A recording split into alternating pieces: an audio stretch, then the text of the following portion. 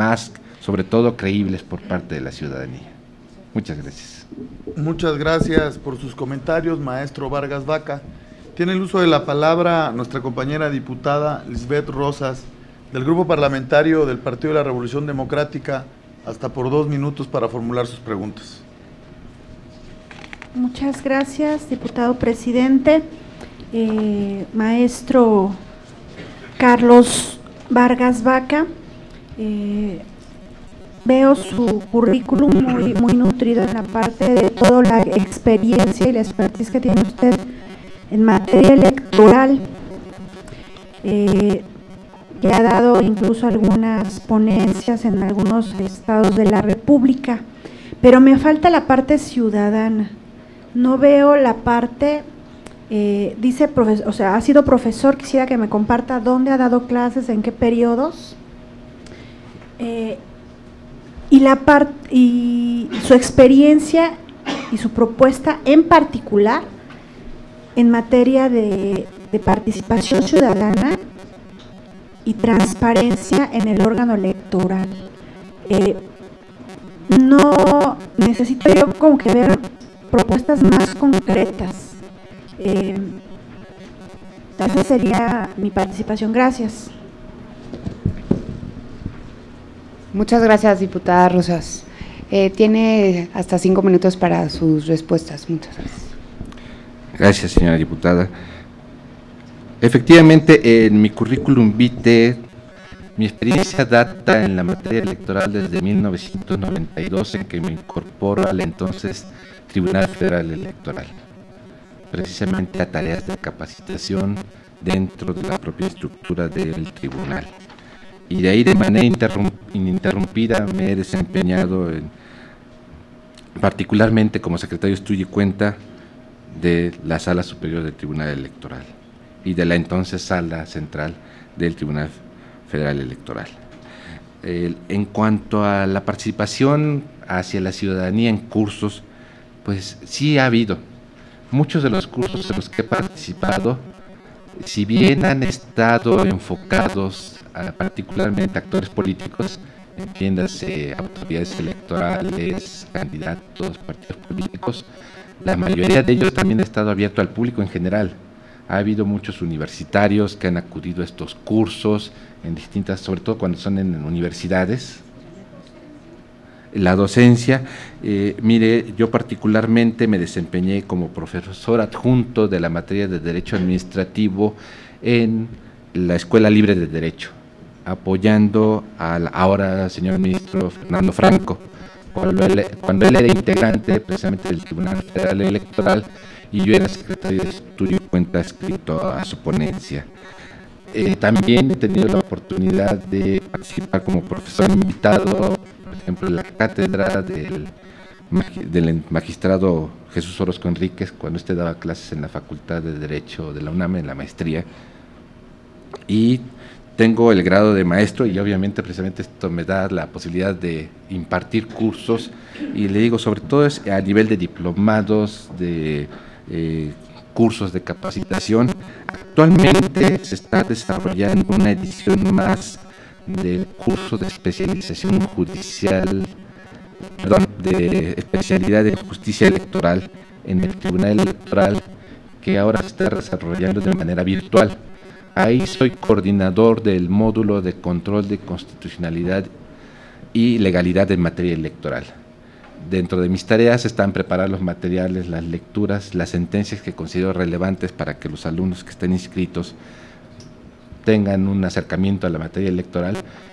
Alumnos que son de toda la variedad que pueden ustedes imaginar, tanto de universidades públicas, privadas, no solamente del Distrito Federal, sino de toda la República Mexicana, también autoridades electorales.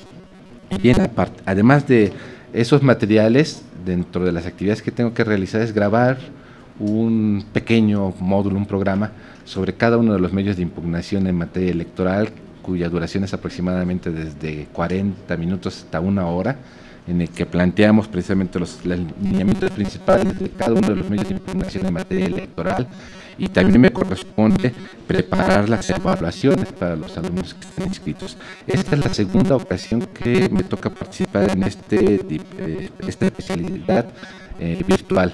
También de manera presencial en el propio Tribunal Electoral me ha tocado impartir la materia de Derecho Administrativo Sancionador Electoral, y dentro de cursos que me han invitado en algunas universidades públicas y privadas de las entidades de la República Mexicana, me ha tocado hablar de temas como el sistema de partidos políticos, el sistema de representación proporcional en México, el control del financiamiento y fiscalización de los partidos políticos, tema que realmente me apasiona.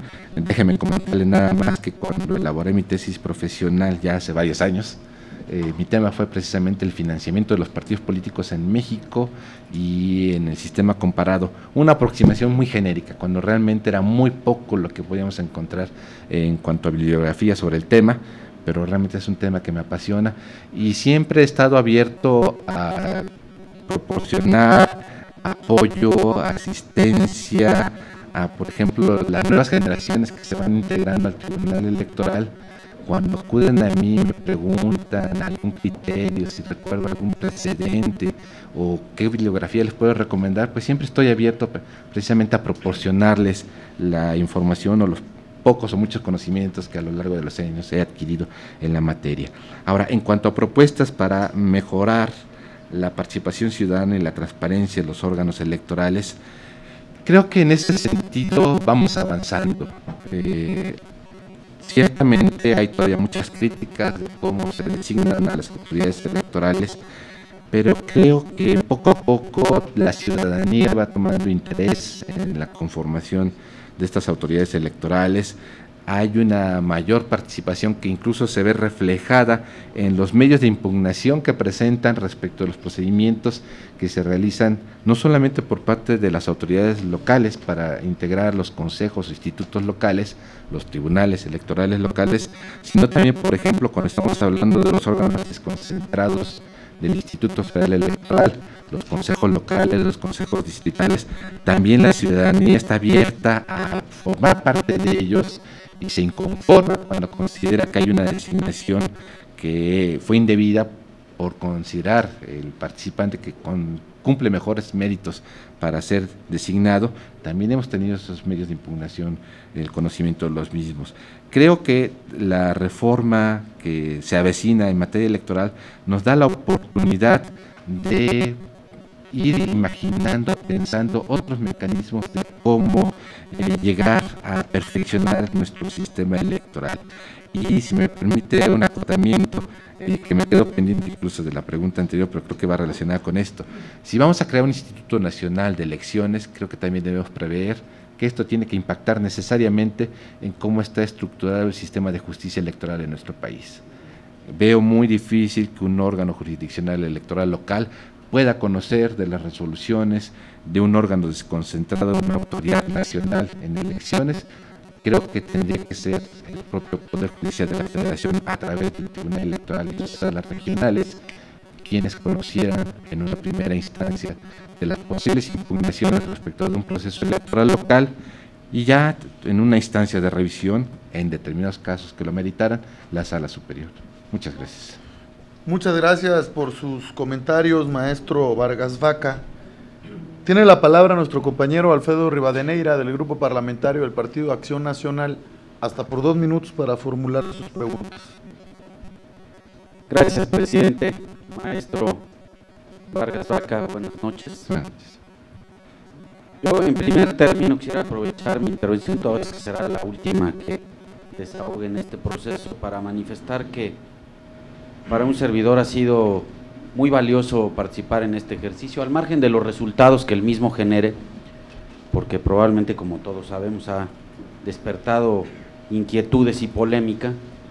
Estimo que la posibilidad de discutir con auténticos expertos en la materia electoral pues va permitiendo justamente normar el criterio de discusiones que sin duda alguna tendremos que abordar en escasos meses, y que pues han en buena medida, por lo menos para un servidor, pues aportado elementos de juicio que serán sin duda valiosos.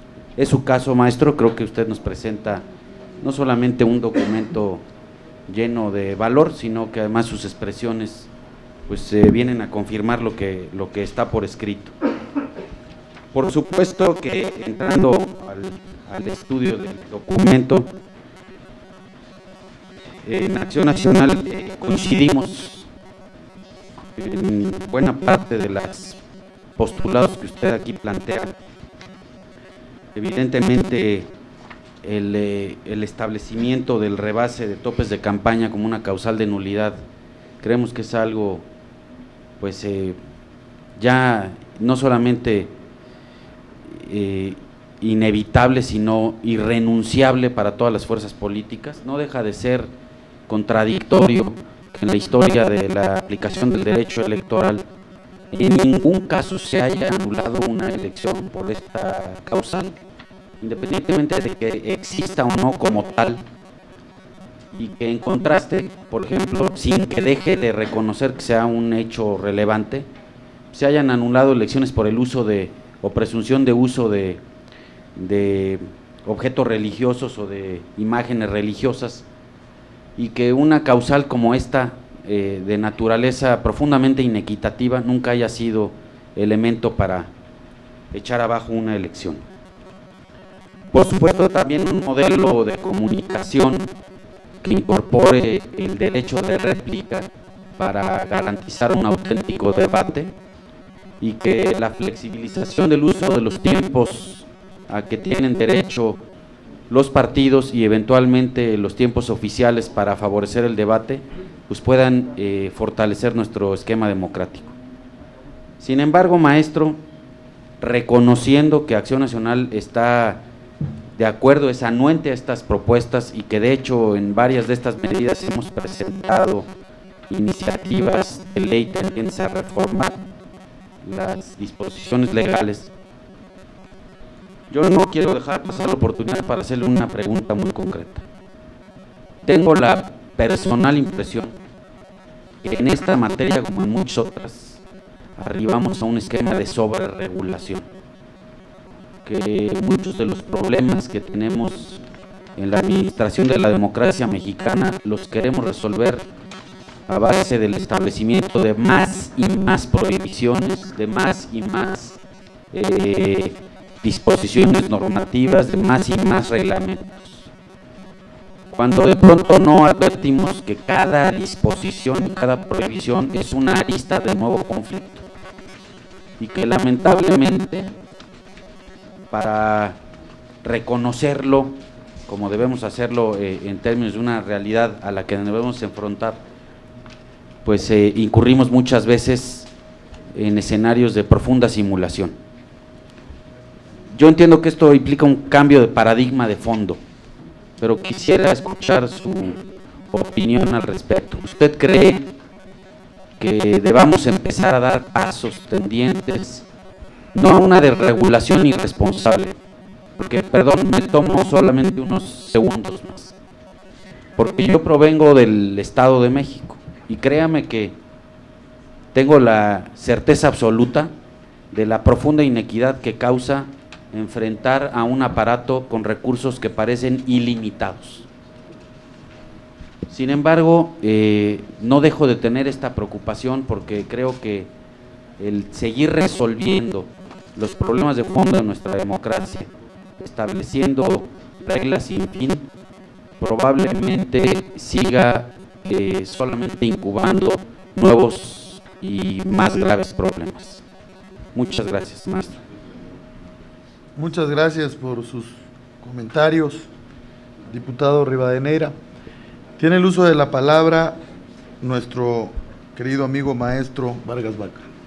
Muchas gracias, señor diputado, le agradezco sus palabras.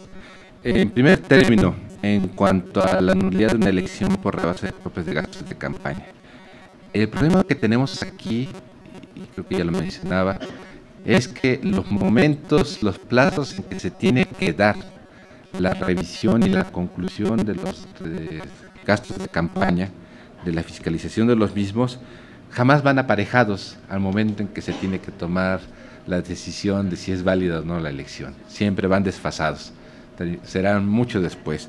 Por eso hablaba incluso de considerar la posibilidad de que en determinado momento esa resolución sobre la rebase de costes de campaña incida sobre el cargo ya en ejercicio, en el caso de que se llegara a acreditar el mismo y esto fuera particularmente grave, relevante, determinante para el resultado de la elección.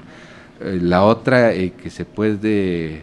forma que se puede buscar para ir remediando un poco esto es precisamente buscar los mecanismos de fiscalización, decía yo, en, digamos, palabras coloquiales, tiempo real, de que podamos ir a la par de que se están realizando estos gastos y revisando la realización de los mismos para que podamos llegar a una conclusión muy cercana al momento que se tiene que tomar la definición sobre el resultado de la elección.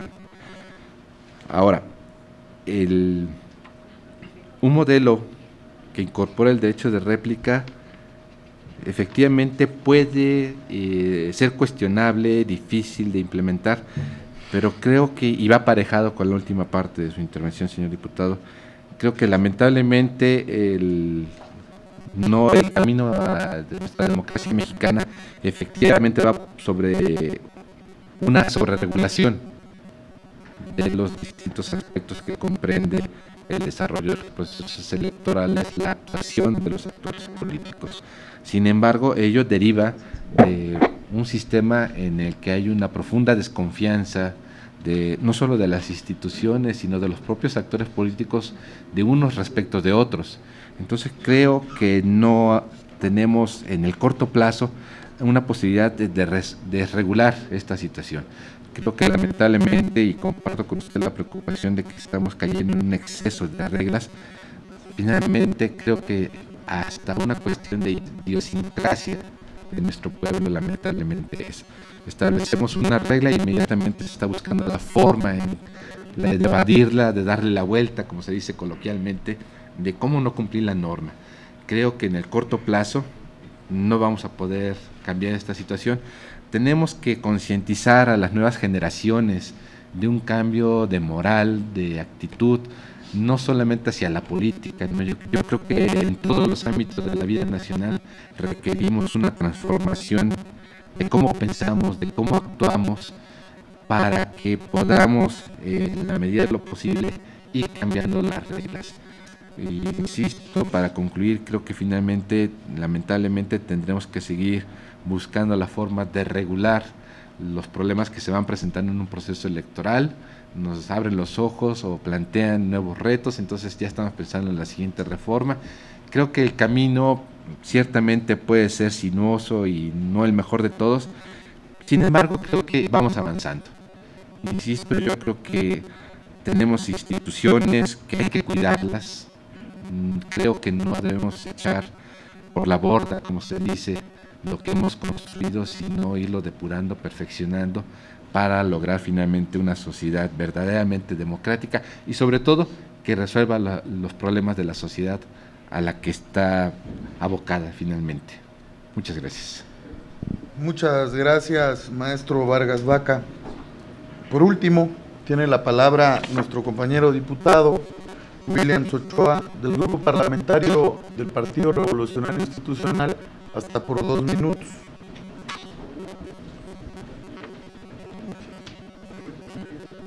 Sí.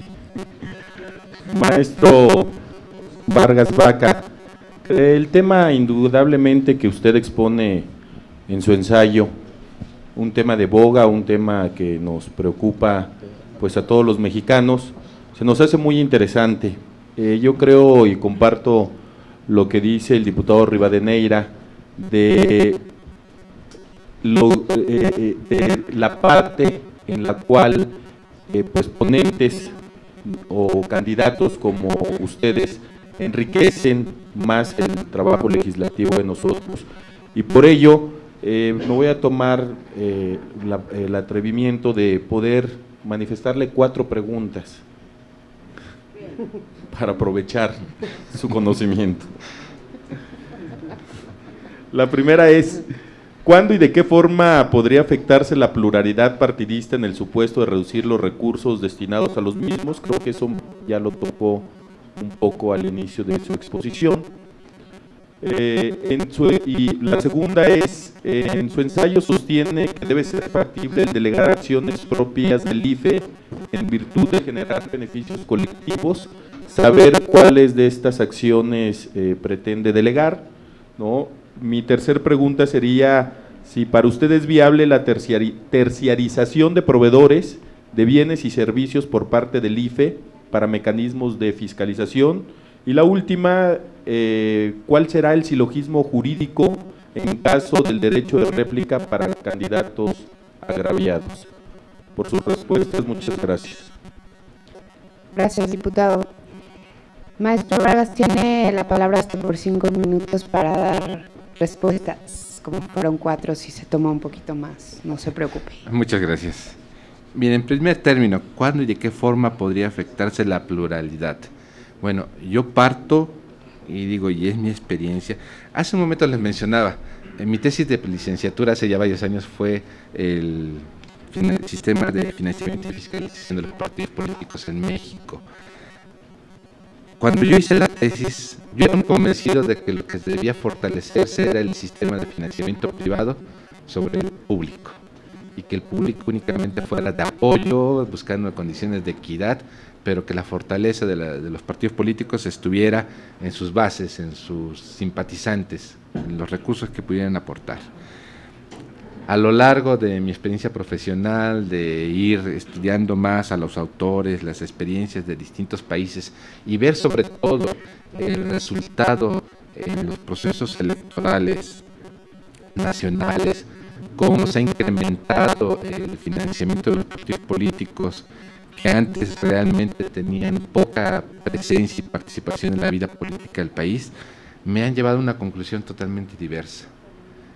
Yo creo y estoy plenamente convencido de que si tenemos ahora un sistema plenamente plural, y creo que aquí es la manifestación más evidente con la presencia de todas las fuerzas políticas, no solamente de 3, sino más de 3, creo que es debido a que se les ha dado la oportunidad de contar con los recursos económicos que nos gustan, no son necesarios para poder realizar un proceso electoral, para que los candidatos se puedan presentar a la ciudadanía, para que los partidos políticos puedan estar frente a la ciudadanía, requieren de recursos económicos. Creo que eso es inevitable.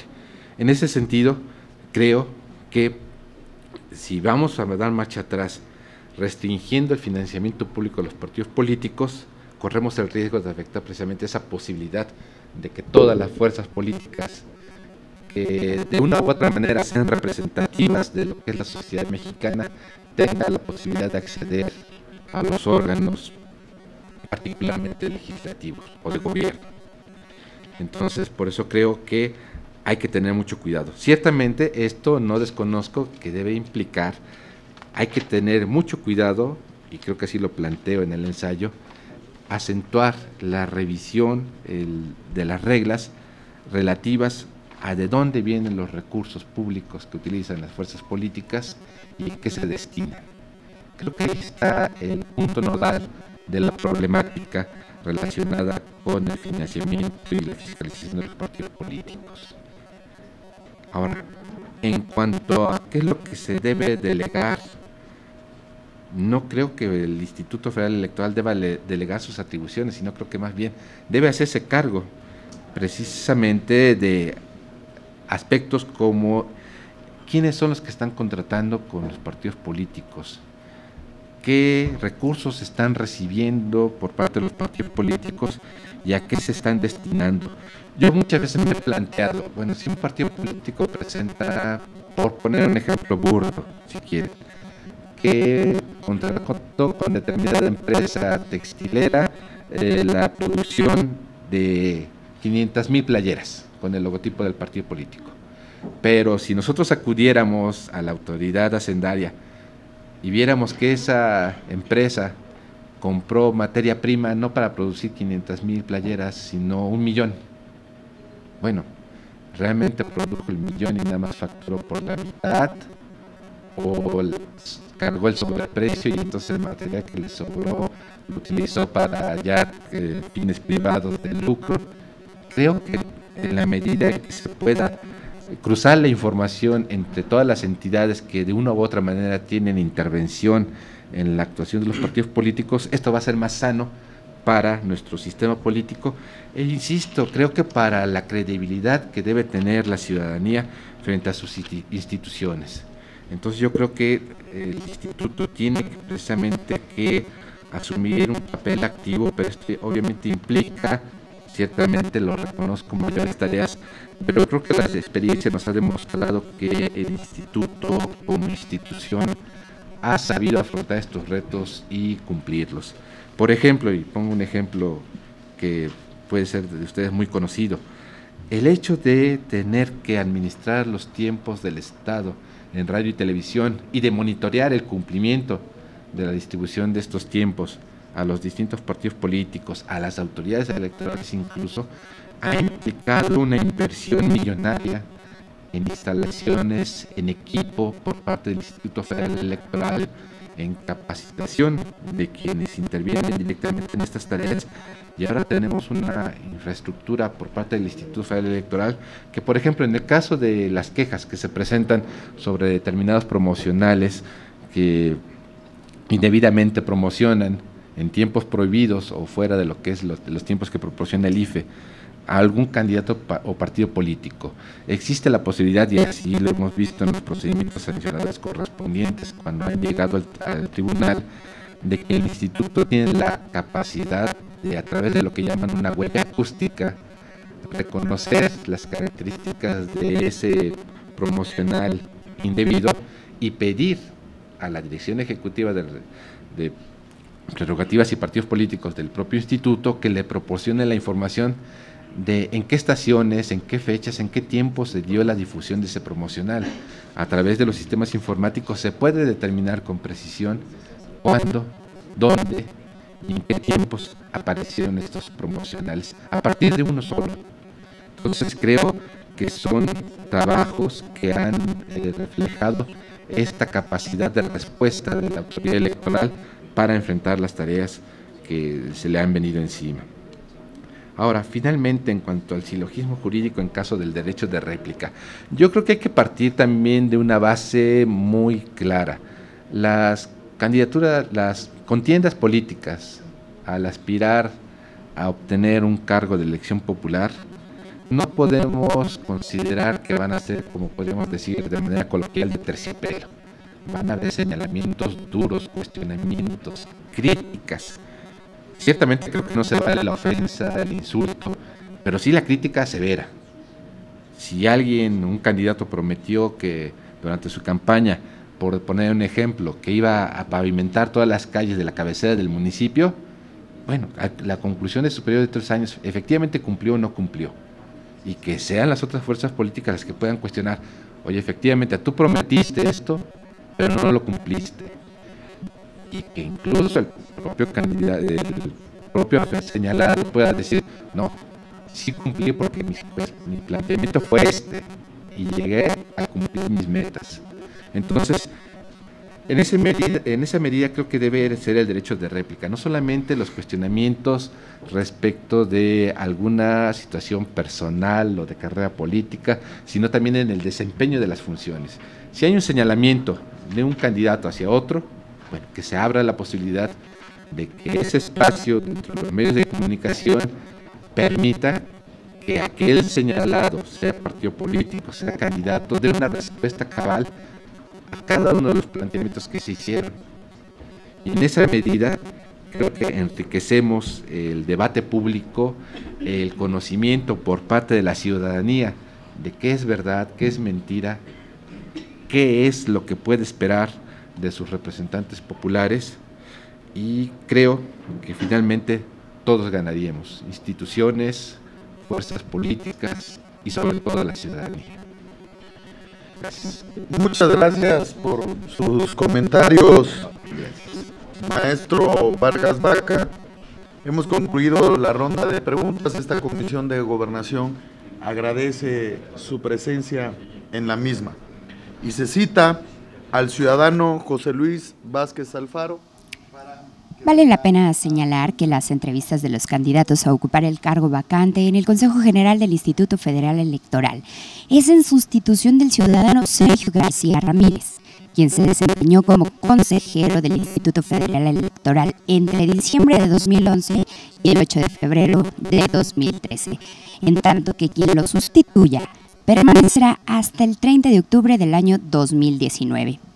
Es importante también recordar que bajo previa convocatoria y análisis en el órgano legislativo, las audiencias de los 37 aspirantes que cumplieron con los requisitos y el perfil para el cargo vacante en el Consejo General del IFE iniciaron este pasado lunes 1 de abril y concluirán el día de hoy, 5 de abril, ya que resta tan solo una entrevista y es la del ciudadano José Luis Vázquez Alfaro, quien tendrá la oportunidad de hablar de su experiencia profesional y sus propuestas para fortalecer la labor del Instituto Federal Electoral. Asimismo, hay que destacar que diputadas y diputados de todos los grupos parlamentarios podrán cuestionar al aspirante sobre temas fundamentales como la ley de partidos, participación ciudadana, candidaturas independientes, uso eficiente de los recursos, principios rectores del máximo órgano electoral y la posible creación del Instituto Nacional de Elecciones. Pero también le quiero platicar acerca del proceso que en estos momentos dará inicio, ya que podremos escuchar al aspirante por 5 minutos. Acompáñenos. Le damos la bienvenida a esta Comisión de Gobernación para su entrevista y quiero muy claramente decirle que en esta comisión hemos trabajado en plena apertura, en respeto a todos y cada uno de los comentarios y señalamientos de los aquí presentes. Y por ello, les cedo el uso de la palabra hasta por 5 minutos para que ponga los ensayos, los puntos generales sobre el ensayo que presentó ante esta Comisión de Gobernación. Y nuevamente sea usted bienvenido a esta comisión y a este recinto legislativo. Tiene usted la palabra. Muchas gracias, señor presidente. Buenas noches. Gracias por la invitación.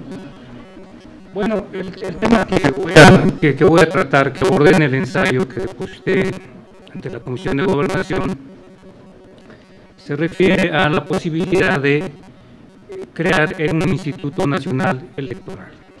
Esta propuesta viene incluida en el Pacto por México en el punto 5.4, que voy a leer textualmente, en la que se propone crear una autoridad electoral de carácter nacional y una legislación única que se encargue tanto de las elecciones federales como de las estatales y municipales.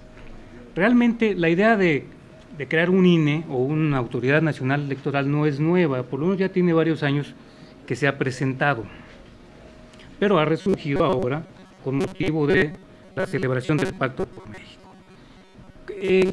¿Cuál sería la importancia de crear el INE? Bueno, pues sería un órgano encargado de organizar tanto comicios federales como locales y de llevar a cabo las tareas que le encomienda la reforma política reciente al Instituto Federal Electoral en materia de participación ciudadana, en particular de las consultas populares, la organización de las consultas populares y el registro de las firmas para la presentación de las iniciativas ciudadanas.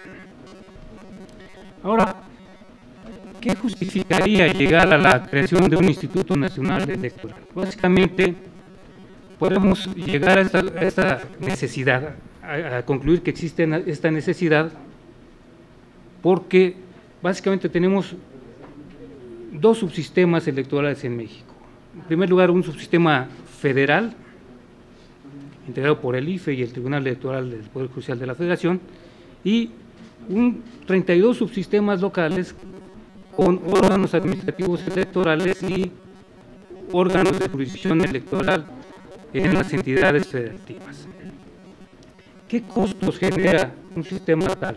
Bueno, en primer lugar vamos a tener una burocratización excesiva, vamos a tener como consecuencia de esta burocratización un aumento en los costos de operación de los organismos electorales.